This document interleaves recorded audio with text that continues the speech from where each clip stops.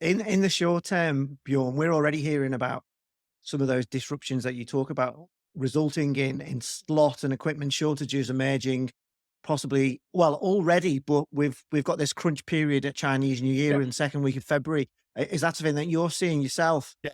Yeah, we're seeing it, but not in a big way, but it is starting to show its face, especially in feeder ports in China.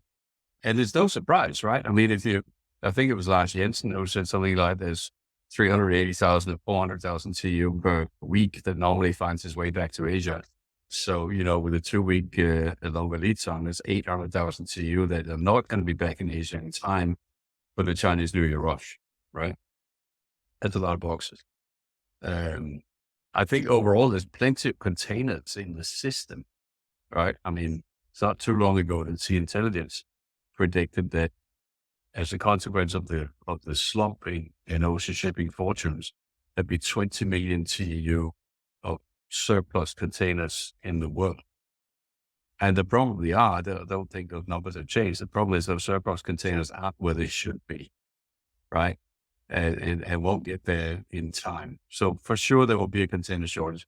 And that container shortage also will account for some of the knock-on effects onto trades that are not obvious, right? So people rightfully ask intuitively, why would an intra-Asian trade be impacted by this? There's nowhere near the Red Sea.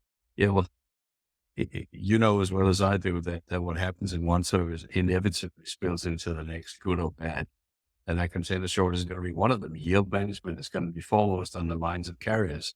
And intra-Asia may not be where the biggest yields are. I don't know. I'm not carrier, but the Middle East could suffer as well. So, yes, it's there. But I'm also sometimes a little skeptical because I'm a cynical one, as you know, that when we hear about these container shortages and the sky is falling, the sky may be falling, but I note that the people who are always saying the sky is falling are the people who have an interest in the sky falling.